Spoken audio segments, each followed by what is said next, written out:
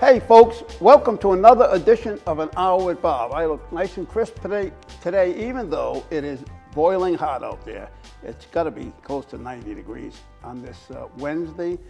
This is July 13th, 2022. And with me today, and I couldn't believe it when we discussed it before we come on the air, and my guest, I thought he'd been on more recent, but he hadn't been on here in like 2.5 to 3 years, and that's Dr. Pat Conley, historian extraordinaire. Doctor, how you doing? Excellent, Bob. Excellent. Good to be back. It was how long ago? Long hiatus. It was January of 2020, and then COVID hit. In February. And the good thing about it was that you were able, through 2020, not able to do other interviews, so you kept playing mine. So I got a long run. You got the bonus, the longest run on Bob. You did, yeah. You absolutely did. So how you doing these days? Pretty good. I just turned 84. You're 84 kind of in the years bloom old. of my senility here, and had a knee replacement about a month ago. You did. We talked about that. So I'm recuperating from that. How is that coming along? Fantastic, except sleep-wise. Difficult to sleep. Pain not too bad, but a little bit of insomnia and restlessness there. But that works its way out. Does it? It hasn't for me. No. A little fatigue too. So if I fall asleep in the middle of one of your questions, it's I'll not really a reflection feel bad on you. if that didn't hold, will be a reflection on me. Yeah, but I've had my knee replaced, same knee 3 times. Wow. Oh. Replaced 3 times. Yeah. Well, I've been president of the Rhode Island Heritage Hall of Fame for 19 and a half years. I'm stepping down in February after a 20-year hiatus, and I want to have the left knee done in December. So Wow. I figured if I have both knees done, I'll be prepared to step down properly. So you are having it done in December, the end of the year? Yeah. Wow. Well, good luck with that. Yeah, that's for sure, yeah. Good luck with that. So I know last time we met, you were at the Heritage Hall of Fame dinner. That's right. I've been the president of that organization since 2003. We've expanded our operations remarkably. We have a website with the biographical profiles of all the Rhode Island inductees over the centuries, really. And it's been a very good experience for me.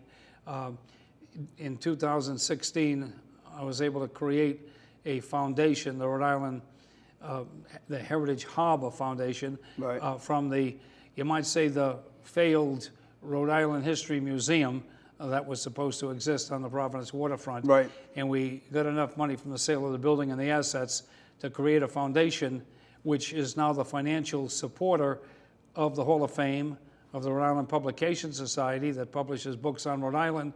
And in addition, it's given out about $750,000 to various Rhode Island nonprofit, historical and heritage-oriented organizations. Right. So it's staying active.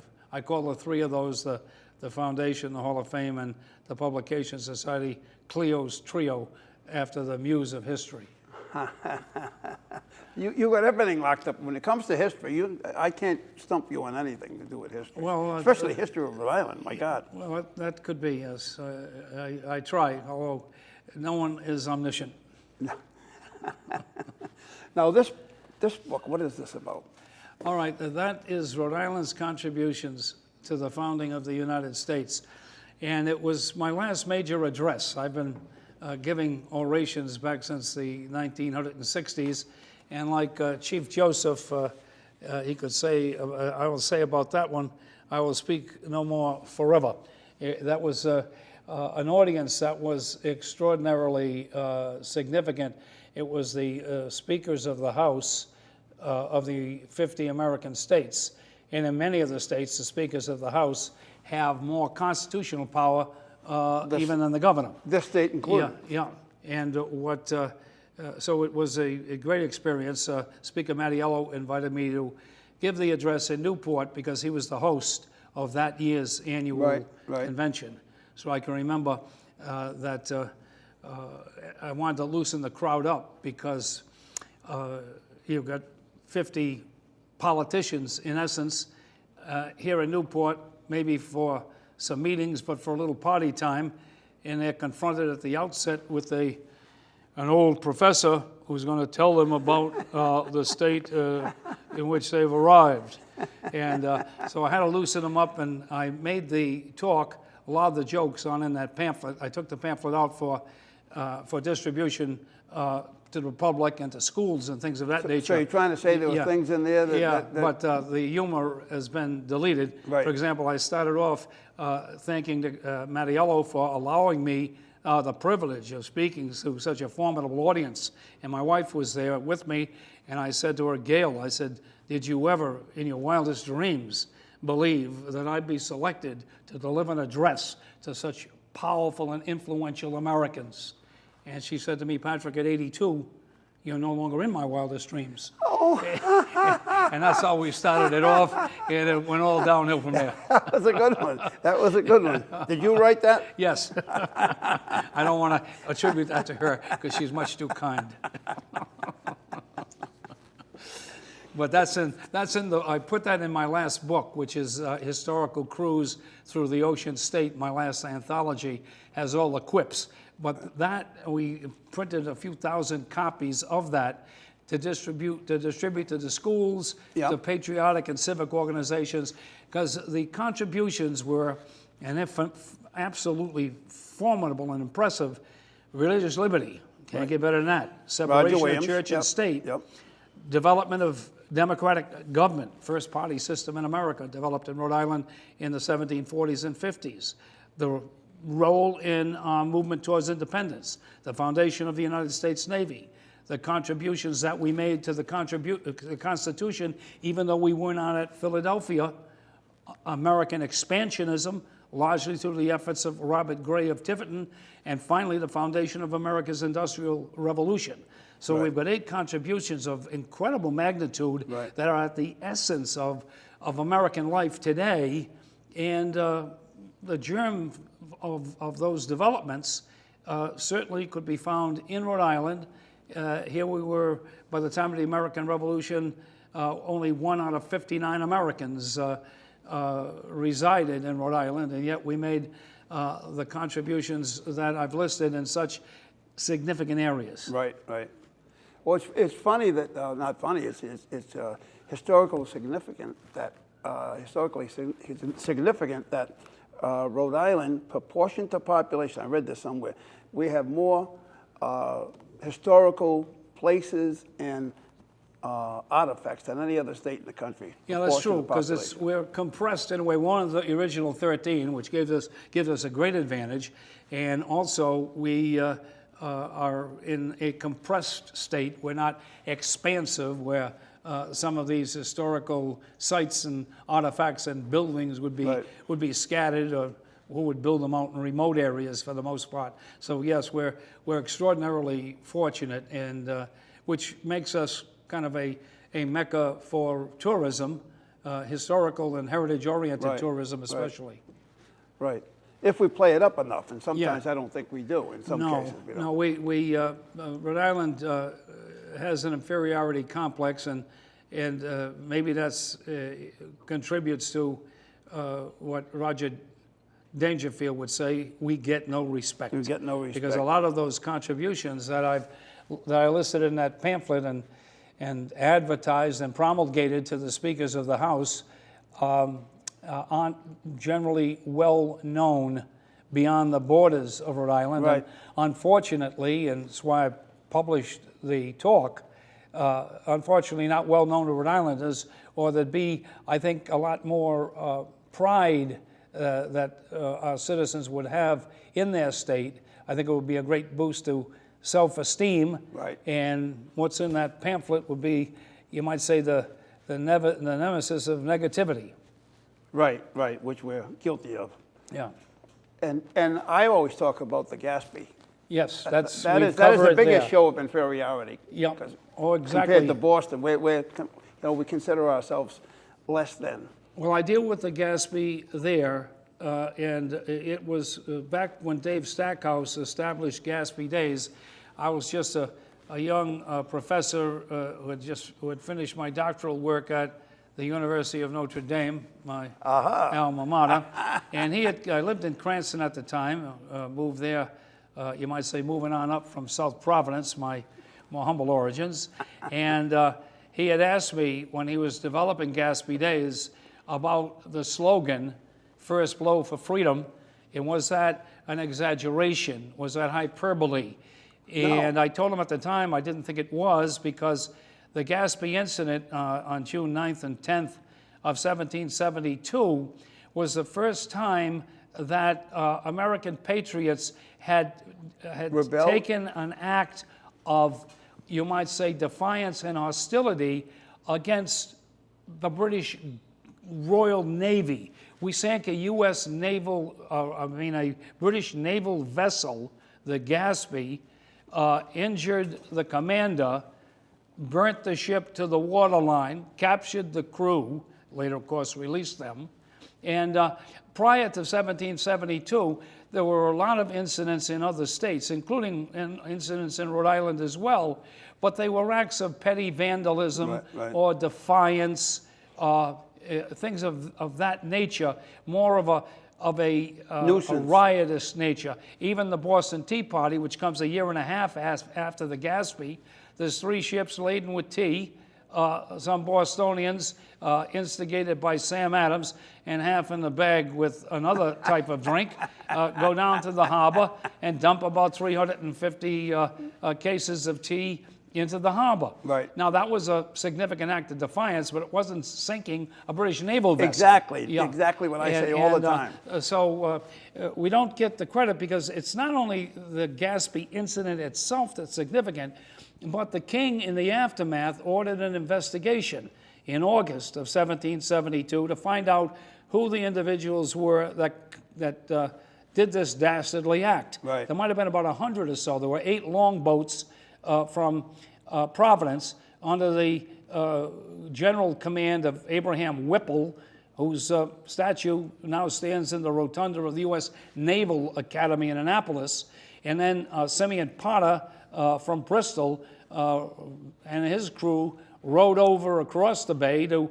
participate in the activities. Right. And so there were 100 people, and none of them were ever identified by the Investigatory Commission, which assembled in January of 73, and on June 22nd of 1773 disbanded, having secured no evidence whatsoever regarding any particular individual. No, Rhode Islanders remained mum. But the thing was that the king had stated that if any were caught, they would have to go to London for prosecution. And you say, big deal. But that was a big deal, because a basic right of Englishmen was to be tried by a jury in the vicinage, meaning in the area where the offense was committed. Now, if you think that's not a big deal, look at what happened a couple of years ago in Hong Kong, when the demonstrators were threatened with going to mainland China for trial. They said, oh, no, we're going to be tried here in Hong Kong. It was a big deal. And that violation of the rights of Englishmen was something that alarmed some of the other colonies as well. And there were stories about the Gaspee incident, particularly in the Boston newspapers, ironically. And then following the that Tea is ironic, Party, by the way. Following the Tea Party a year and a half later, England took additional action, passing the so-called Intolerable Acts. And after the first of the 4 were passed, Rhode Island's, the Providence Town Council recommended a general conference or meeting, or Congress, I guess would be the word at the time, of the colonies to protest English activities and incursions on American liberty. And Pennsylvania and New York responded very promptly, and so the Providence Town Meeting on June 15th, or the General Assembly rather, on June the 15th of 1774, appointed Stephen Hopkins and Samuel Ward, the 2 antagonists in the development of the first American party system, as our delegates to go to Philadelphia and meet in the first Continental Congress. And so you go from that Gaspee onward to a restlessness amongst the colonies. Virginia, in the aftermath of the Gaspee, when they saw right of the vicinage was being violated, at the suggestion of Stephen Hopkins, created a legislative committee of correspondence. Other colonies follow suit, and it was those legislative committees that were the engines that got that first Continental Congress assembled, and then, of course, the second, which proclaimed the Declaration of Independence. So Rhode Island is right in the mix, and if you're going to talk about leaders, sure, Massachusetts and Virginia more for their rhetoricians and the doctrines that they propounded, and Massachusetts perhaps more for its open defiance. But Rhode Island's right up with those colonies in the move towards independence. And it should be better known, and unfortunately it isn't. Well, you know what I think is really funny? Well, not funny, disturbing. I lived in East Greenwich for several years, and one day I was down there at City Hall, and on the grounds of the city town hall building. And right on the side of the building, in fact, it's blocked by a tree. You have to actually walk over to it to see it. There's a big plaque. Are you familiar with it? There's a big plaque on the wall. That is the initial or the first U.S. Navy was organized right there on that spot, apparently, right? Yeah, because that's another thing. That's one of my 8, the foundation of the United States Navy. Right. And you know, in June, basically of 1775, on June 12th, the General Assembly issued a call for the creation of the Rhode Island Navy. And then Stephen Hopkins, who was a merchant, as a delegate to the Continental Congress, was the prime mover in the creation later in the year of the United States Navy. And after an intergalactic search in true Rhode Island condition, he found the first commander-in-chief. From where? From his brother, Isaac. And so the first commander-in-chief, so our role in the foundation of the United States Navy is significant. That's one of those 8 contributions that I list in the pamphlet. What ships were they? What was the name of the ships? Well, the first, the Providence or the Rose? What was it? Well, the Rose was a British ship that was actually responsible through its marauding activities for the creation of the Navy. But John Brown had a ship called a small sloop called Katy, and Katy was commandeered into the Navy as the first vessel, although it was away and not commissioned first, but commandeered first, and it became the sloop Providence. And of course, to give you an idea of how we treat our history, back when I was chairman of the bicentennial in 1976. There was a movement by Rhode Islanders to construct a replica of the sloop Providence. And the Bicentennial Commission contributed a very significant sum to get the ball rolling. The ship was constructed. We had a ceremony for it. Here's the sloop Providence. We sent it out in subsequent years along the Atlantic coast to show the flag and the significance of Rhode Island. And now that sloop Providence is down in Alexandria, Virginia. Was it a restaurant or something? Yeah, it's a visiting site, but we let it go. The HMS Rose, which was the British ship that did the marauding, a guy by the name of John Millar, who was on my commission and independently wealthy, sponsored the reconstruction of the Rose. The Rose is now out in California, having been used in the movie Master and Commander. It stayed out there. So the Rose is gone, the Providence is gone, and so our revolutionary maritime heritage, as reconstructed, has been given away. What was the one that sunk down in South Carolina and North Carolina, somewhere down there a few years ago? Well, I thought that was that the Bounty? Well, that was the Bounty, though. The Bounty. But that had nothing to do with Rhode Island. That visited, that was more from the movie Mutiny on the Bounty. But it was not a Rhode Island vessel. For a while. I know it was here for a while. It was here. It was on our dock. Gail and I built Dock Conley, which you broadcast a show from. Exactly. And the Bounty was on that dock. Along with the sloop Providence. And that was a nice dock area. That was deep water, too. Yep, 40 feet at the end. We could have had some of the largest, the Queen The cruise ships could have went in there. The Queen Mary too, if it could have turned around up that high in the bay, only draws about 33 feet. Right. So if we had built a T off the dock there, Right. we could have brought larger cruise ships into Providence, tremendous for Providence business, Yep. and for all and great for the passengers to see all these historic sites that you mentioned. This Right. Would have built it this up more. concentration of them, as you pointed out. Right. Would have built but it yet up. we passed it up. And we had American Cruise Lines. One of the first points of embarkation for American Cruise Lines was over there at Dock Conley. Right. And they were going to build a cruise ship terminal there on Allen's Avenue before the city, through corruption and bribery, Decided to put what there? failed to rezone, and therefore allowed the continuing use of that waterfront for just solely industrial purposes, hence the scrapyard, hence the piles of salt.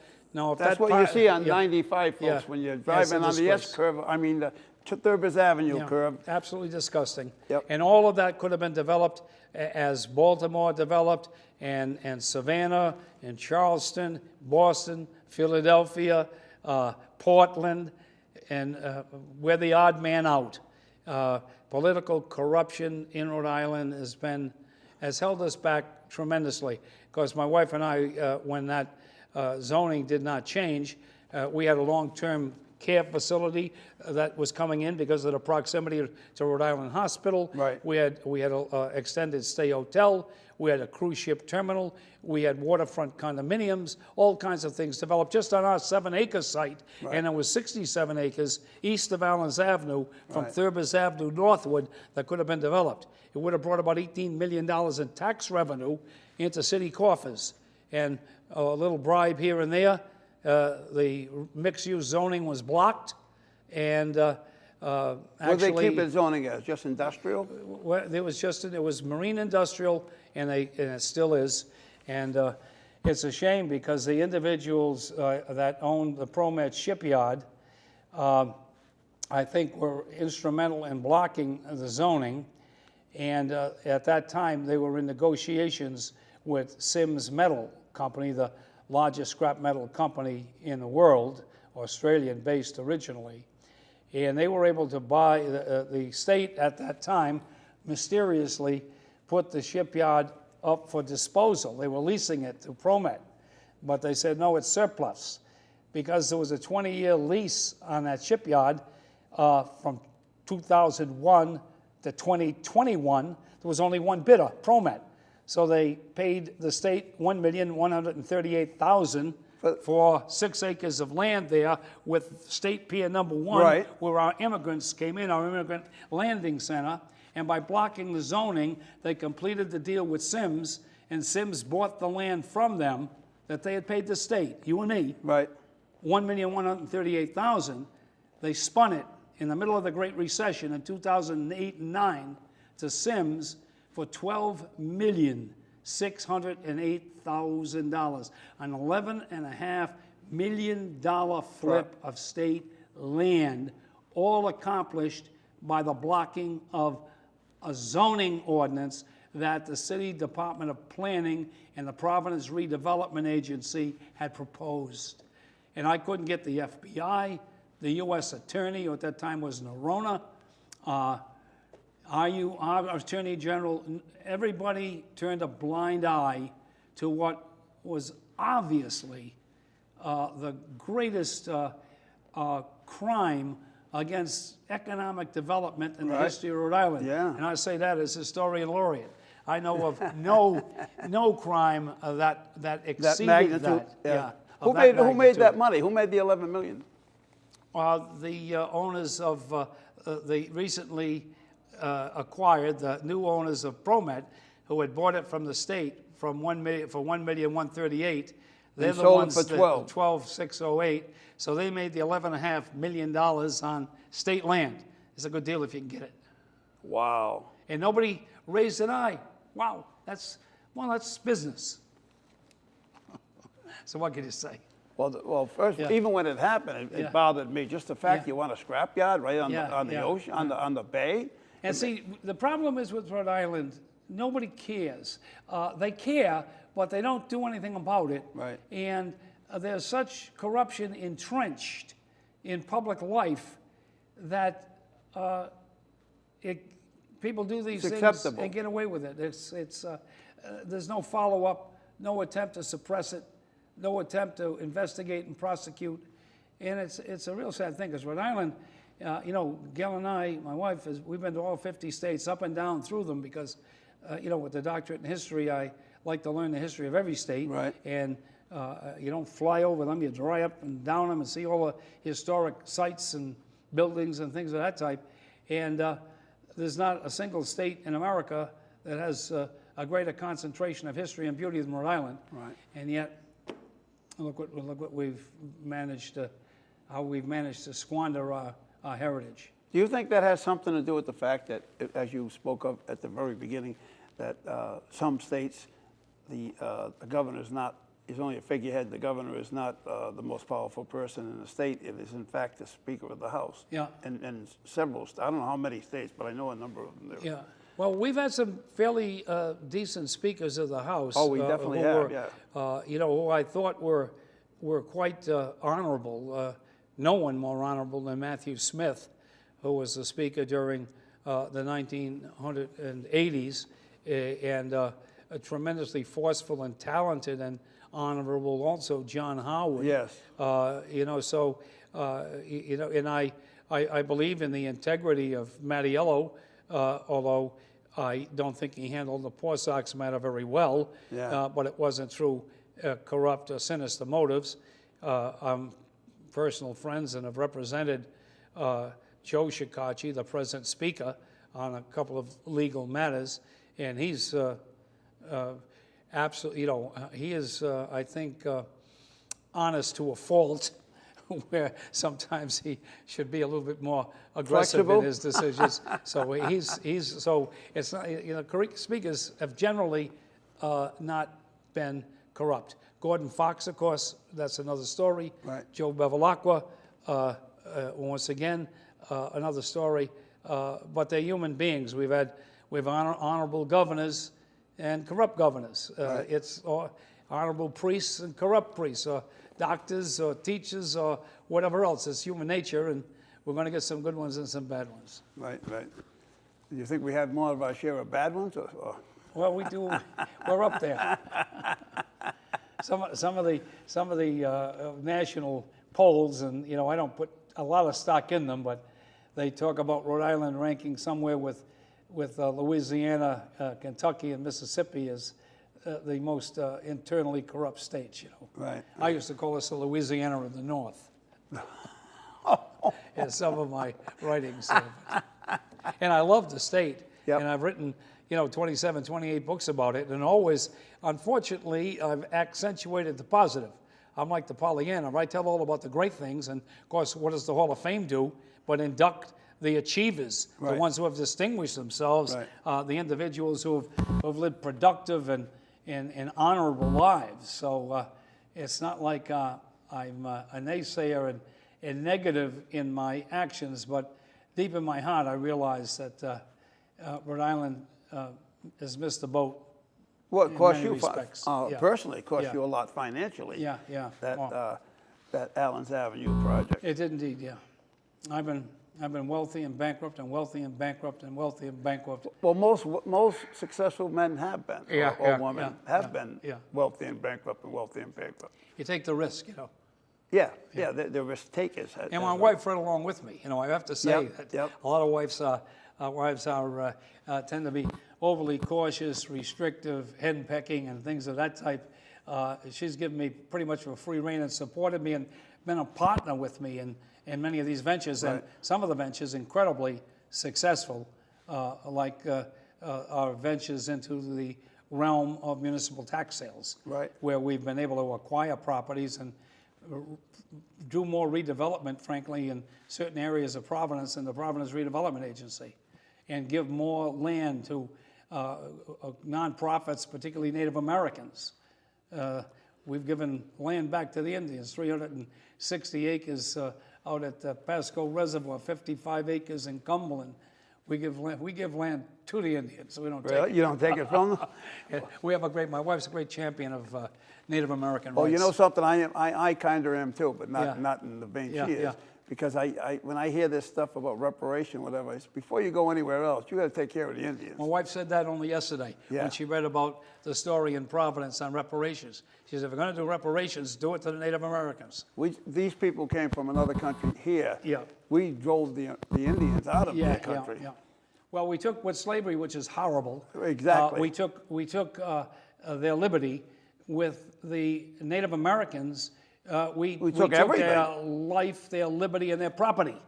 I mean, it was a triple header. Right. So, about time we paid more attention to that. Right. I mean, you got to start there Yeah. before you Yeah. offer anybody Yeah, else exactly. any reparation. Yeah. Because you think about it. Imagine being somebody come in your house and throw you out of your house, throw you off your land, and kill your family. And kill your family in the process, and you. Yeah, no, the crime against Native Americans is mammoth, and something more should be done than is being done.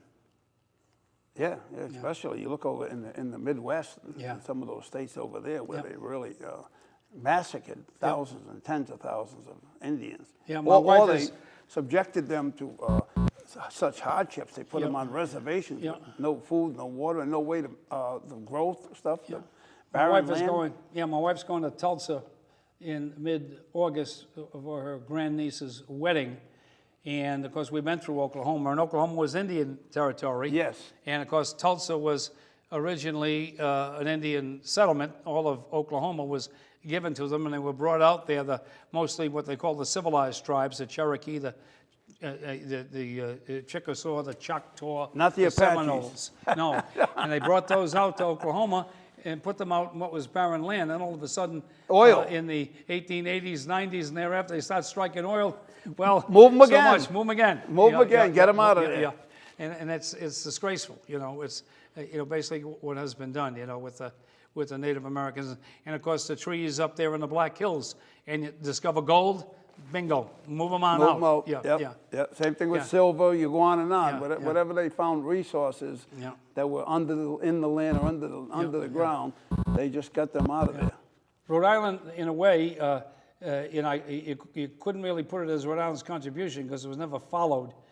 And that was the manner in which Roger Williams dealt with the natives. He purchased the land and got deeds from the natives and recognized their land title, which aggravated Massachusetts and the king no end.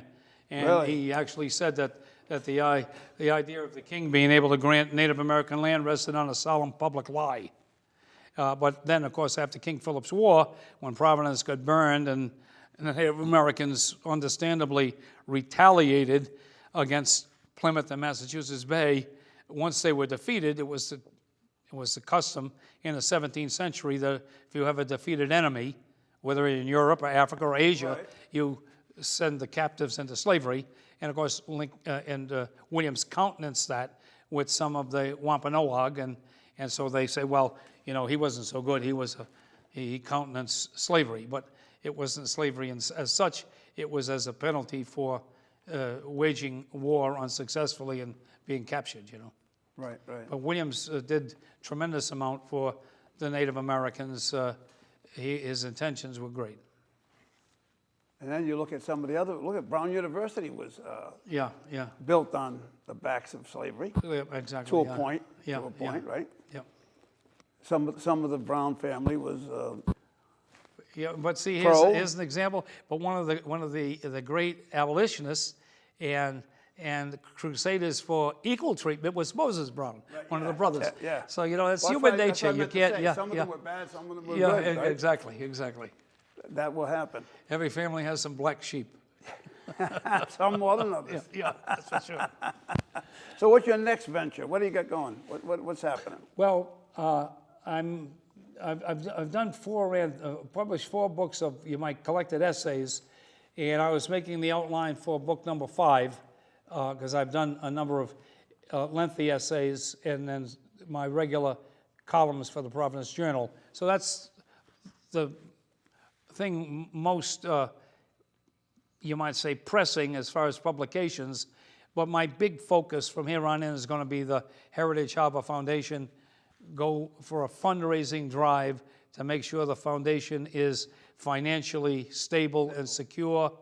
And my wife and I even dedicated and donated our home in Bristol, our waterfront home, to the foundation, reserving a life estate. But when those life estates expire, we want to make sure that the foundation is in such good condition financially as a result of a successful capital fund drive that there'll be no need to sell the house, that it can become a very prestigious headquarters for the Heritage Harbor Foundation. Oh, wow. Yeah. Well, that's very generous of you. Well, there are no pockets in a shroud.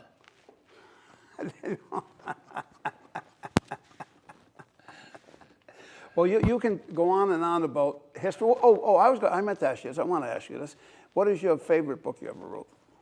The favorite book You've done what, 26, 27 books? Yeah, well, 34 actually. 34. 27 of them deal with Rhode Island, 28. Oh, that's I guess right. my favorite book would be the first major book that I wrote, Democracy in Decline.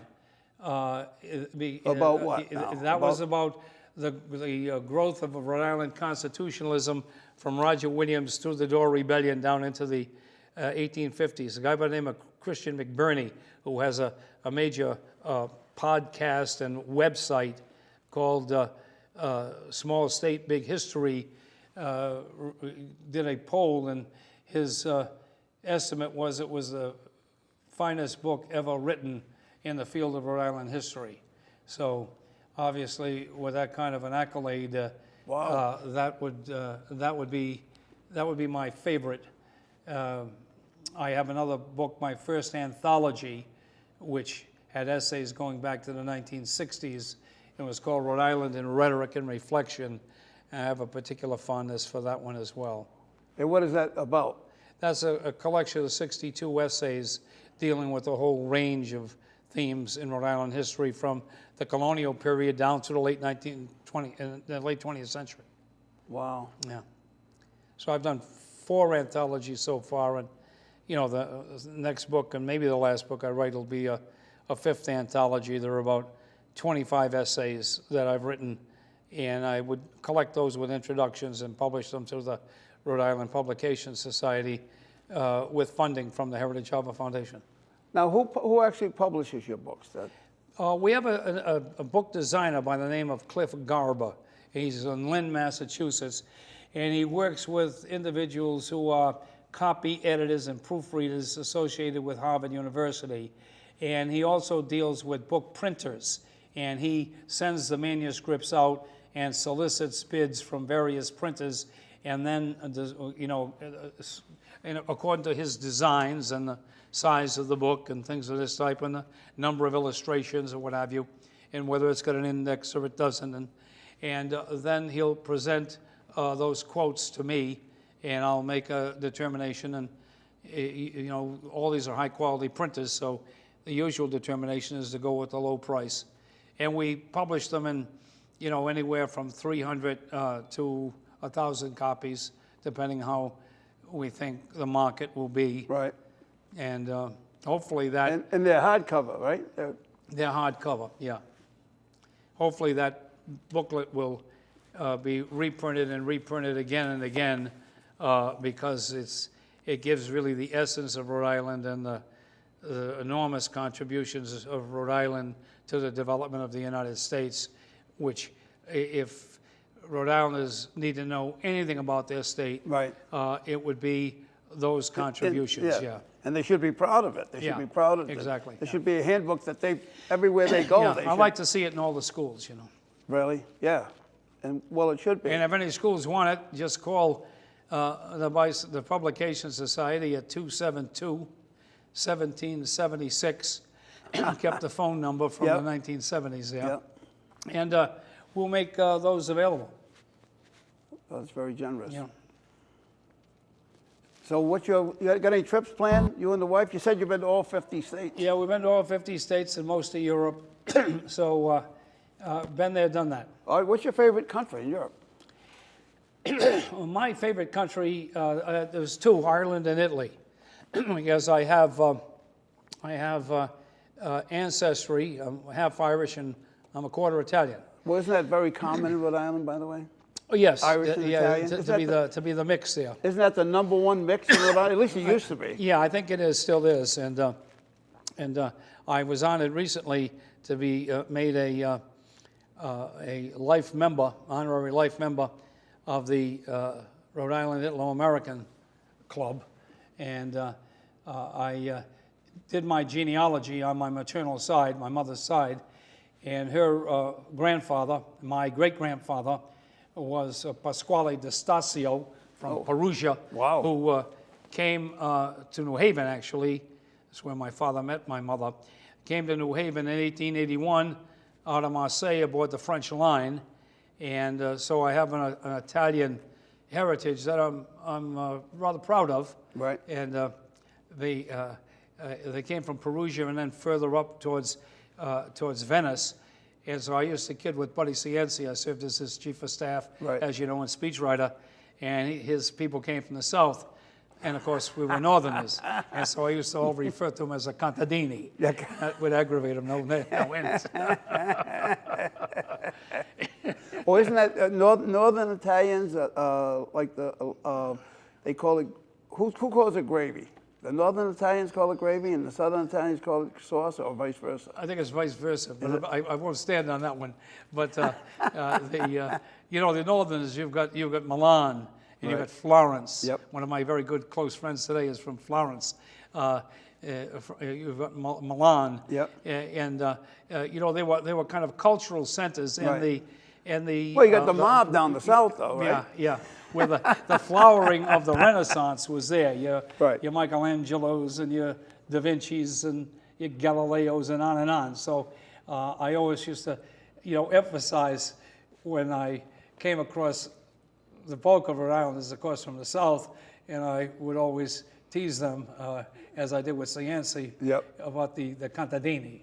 But but all Italians, I have enormous respect for the Italians here in Rhode Island and the extraordinary things that they were able to accomplish. They were From nothing. Yeah, much more entrepreneurial than the Irish. Yeah. And that entrepreneurial spirit is very evident and really helped to to shape the state in throughout the 20th century.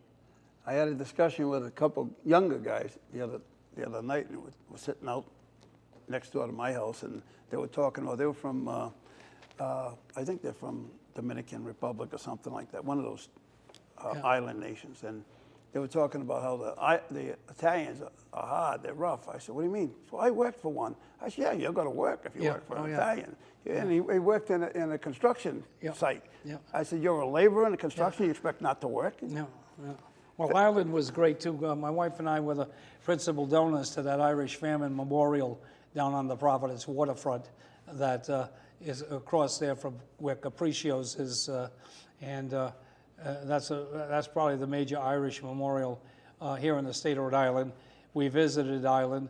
We had a close friend, Fintan Coogan, who was the Lord Mayor of Galway, and we visited with him. And when he came to America, he stayed with us at our home, and we also have been in contact with and have a couple of great pictures with the Irish Prime Minister when he came to acknowledge and do a speech at the Irish Famine Memorial. And Right. my wife, who's Slavic on her mother's side, they came from Poland. She's got a little Russian and Ukrainian, which is a tough mix today. Yeah, today, yeah. And, Wow. and when she went over to help dedicate a hospital along with some of the other Polish American leaders in Rhode Island, in gratitude, they went to the house of Lech Walesa, and in gratitude, Lech received them, and he spotted my wife, who's Wow. exceptionally beautiful, and pulled her from the group and gave her a big hug. We have a wonderful picture of my wife in the Trying to get arms away? of Lech Walesa. I call him now Lecha Walesa because I wasn't there, and he grabbed my wife. But we liked the picture so much that we did a 15 pamphlet series on the ethnic heritage groups of Rhode Island, and I used that picture of the Polish delegation going to Poland in the late 1980s, and one of the photos that I put in it was of Lech Walesa, who got an honorary doctorate from Providence College, but who was there with my wife on that mercy mission for the hospital that she was on back in an early period there. So we've got it with Irish prime ministers and the Chief Justice of the United States Supreme Court, because we work with him, Warren Burger, Warren Burger? when I was head of the U.S. Constitution Council, and Gail hosted them at our home, and so we've had a wonderful life, a very, very charmed life, a lot of ups and a few downs. Right.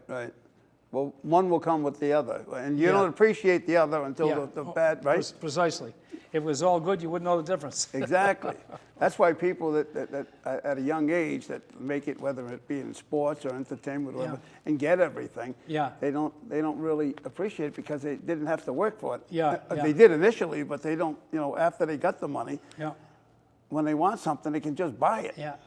Well, my sporting career was all amateur, so I never. Yeah, you were a boxer, right? Well, I did that. I was a Golden Gloves boxer, but most of my career is baseball, and you strike me as a second baseman. I was a left fielder. Oh, okay. I even played out at Notre Dame a few games with Cardia Stremski. Really? Yeah, he was ineligible, and I was ineligible. I was a graduate student. He was a professional, had come from the Minneapolis Millers, and they had a Notre Dame AA team. Notre Dame, and it was people whose marks were bad and were therefore suspended from sports, and people who transferred in and had to wait the year, and graduate students, and on occasional professional. And back in 1959, that team, which used to wear the Notre Dame uniforms and have a bus, we used to play the town teams out in northern Indiana, really? Like an and southern intramural? Michigan. Yeah, Like an and intramural it league? wasn't intramural. We played the town teams. We played, Niles, Michigan, Benton Harbor, Michigan, LaPorte, Indiana, whatever, and we'd come into town and it'd be a big thing, Jesus, Wow. it'd be a couple of thousand people. And I played left field on the team, and the third game in, guy comes along, and I batted second, and this guy came in crazy, hit the ball with tremendous power, swing like a corkscrew, and he played shortstop. And but he hit so well that he became the cleanup batter. And lo and behold, it was Stremski when he was in the minors. Yeah, he was a shortstop. Yeah, I know that. Yeah. And I always kid around that, I was such a good left fielder that when Yastrzemski played with me, he had to move into shortstop. and we became good friends at the end. And when he went to the Red Sox, I was out there for my doctorate at that time. And Al Perini, my roommate, whose father owned the Milwaukee Braves, formerly owned the Boston Braves, it was the Perini Corporation. Albie was my roommate, and the chaplain, Father Glenn Borman at Notre Dame, and of course it was, all cozying up to Albie because of the money that Perini might donate. We go up to Chicago when the Red Sox were in a couple of times when they came in to play the White Sox, and we go to the Palmer House and have dinner with Carl. And it was, those experiences were great. And I kept up with track and field. I even at 75 made All-American in the Masters Javelin. And really? My wife, who was my cheerleader, she says, I made All-American, honey. She says, well, you're never going to make All-World. And the way your distances are going down with age, if you keep this up, you're going to hit yourself in the toe. And I said, thank you. Wow. That was a great upper lifter. Oh, and so man. after that, I decided I'm going to hang up the javelin. Yep. Before you did hit your toe, right? But I've got a son Patrick, who's New England Collegiate Champion, who owns has the Providence College javelin record at 219. And I have a younger son who was triple All-American and a shot javelin and discus as a high school athlete at Cumberland, my son Thomas. So the javelin is, and then my daughter Colleen was a very good high school javelin thrower. So you had to watch out when you're in the yard, right? That's right, exactly.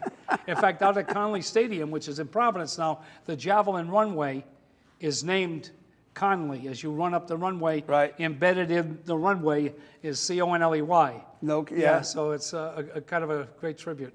It was named, it was not named for me, it was named for Bucky Conley, the stadium itself, who was a World War II hero, lost his legs at Iwo Jima. That's Providence. interesting. They used to call him the mayor of South Providence, former U.S. Marshal. And any relation to you? Oh, yeah, he's my cousin. Oh, he's your yeah. And he's got two. One of his daughters was head of the administrator of the Bureau of Licenses in Providence and a school principal in Providence. And a son was a prominent women's basketball coach early on when they were just starting to play that in high school, and then he became the state court administrator. So the Conleys did pretty well, so to speak, Bucky's offspring. You mentioned Niles, Michigan. Yes. I went there to do a Bob's Big Adventure show years ago, long time ago, 15, 20 years ago. And I knew this girl from out there. And we went to this train station they had there. And I guess it's the oldest in Michigan. Yeah. It's also the site of one of the, part of the film of Midnight Run, Okay. the movie Midnight Run. Yeah. And with Charles Grodin and I think it was Robert De Niro, wasn't it? Charles Grodin and Robert De Niro. He's bringing him back because he was a CPA for the mob, and they were bringing him back, but he wouldn't fly, so he had him taking trains. Yeah. But anyway, we went across into Notre Dame Stadium. We're driving in front of Notre Dame Stadium, and I see one of the gates open, and you could see the field. Yeah. No, obviously it wasn't going on. Nothing was going on. It was a beautiful day. It was May or June, I think. So I parked right there. I just stopped the car right there, got out of the car. I had my camera with me, and the girl, we went in, walked into the stadium. You're going to go in there? I said, yeah, what the hell are you going to do, throw us out? So we get into the stadium, and I give her the camera, and I said, you stay here in the end zone, and I walk to the 50-yard line. Yeah. And with Touchdown Jesus behind me. Oh, yeah, wow, yeah. And I have her, now she can hear me, 'cause Yeah. I'm on the wireless mic, and she's got the headset on, and I go, all right, zoom into me, and then when I tell you, when I say, guess where we are, and take a look at this, and I want you to go wide, and so you can see Touchdown Jesus behind us. So she gets ready to start. All of a sudden, this guy comes running out, big, muscular guy, comes running out. Oh, I can imagine. They don't like anybody on that field. He comes running out to me, and I thought he was going to tackle me. Yeah. And I go, whoa, you don't want to do that on TV, do you? He goes, what? I said, you're on TV. He goes, what do you mean I'm on TV? I said, look over there. So he looks over, he sees the camera, right? Yeah. And he slows down a little bit. He comes walking over. What are you doing? How'd you get in here? I said, I walked in here. The gate was open. I didn't break in. And so we started talking. He ended up being a former football player at Notre Dame. Yeah. And I think he went pro and didn't last long. And but he became the groundskeeper of the stadium. And we started talking. He started telling me about some of the players that had been there at the time. Rocket Ismail had just graduated from there. Yeah, Rocket in the late 80s. Yeah. And Joe Montana, right? In the 70s, yeah. In the 70s. And Newt Rockney was Of course, he wouldn't have known Newt. No, he wouldn't have known him, right? Where was that, the 30s or the 40s? Yeah, 20s, and he died in the early 30s in a plane crash. 30s? Yeah, He died what? in a plane crash. Oh, did he? Yeah. Wow. Anybody else famous from there that you can remember in sports? From Notre Dame? Besides you? I mean, Well, Notre Dame, you only have an hour show. You know? yeah, I know. No, I love watching their football because they're not connected with any. Yeah, the Independence. They're an independent team. Yeah. Right? I had a great experience in Notre Dame Stadium. I was out there for my master's degree, and I'd run out of money. I took it into the summer and got the master's degree in August of '61. But I had run out of money. I was there on a scholarship, but the spending money. So I didn't have enough money to get back to Rhode Island, but there were a couple of seniors. One of them graduated there in August, and he got a Studebaker, because the Studebaker, they were made right outside of Mishawaka. Right. And so I had been throwing the football against with Donnie White, who was the quarterback, because with the javelin and throwing baseballs Right. and all that good arm. And in that previous fall, I was throwing against Donnie White, and I was able to throw a football Further? on a fly 72 yards. No way. Yeah, and White was at 66, and so I was like the big hero amongst the seniors. And I said, I can throw a ball right out of that stadium. And so, bullshit, you can't do that. Well, we couldn't get in the stadium. But the thing is, there was a guy by the name of Eddie Kafuri, who was the manager, and he was a senior. And in August, he was another one that stayed over till August. And so he got us into the stadium because I made the bet that if I can throw a baseball from midfield Right. over the press box and out of the stadium, I go home for absolutely nothing. If I don't, I pay everything, all the tolls, the gas, the Right. meals, whatever. And of course, I had no But money. I was just going to say it, but you didn't have the money. No money. We went out there, and lo and behold, my heart's beating like a son of a gun here. Wow. I could probably have taken the guys if I had to be a fisticuff. But I said, geez, I'm going to look like an idiot. Well, I whipped that ball, and that ball went out over the press box. It didn't even, it kind of hit the peak beyond the press box, beyond the walls. Wow. So I threw the ball out of the stadium. From the 50-yard line? Yeah, from the 50-yard line right over the top. It actually was an easy throw, frankly, compared to some of the others that I threw. But Right. it looks, from down there and up there and everything. Well, it plus looks the more height. impressive. You got to get the height, Yeah, too. get the height, yeah. And so I went home for nothing. And I can always remember them dropping me off in front of 80 Byfield Street. It was a red Studebaker convertible. And I was in the back seat. And I jumped out. I said, guys, you. it's been a great trip. Yeah, See you huh? later. And unfortunately, it was the last time I ever saw either one of them. Really? Yeah, they went on their own. Wow. And, but some of the guys I was with, for example, Warren Baker, who used to come back and forth with me in my car before it got wrecked a few months before that on a trip home.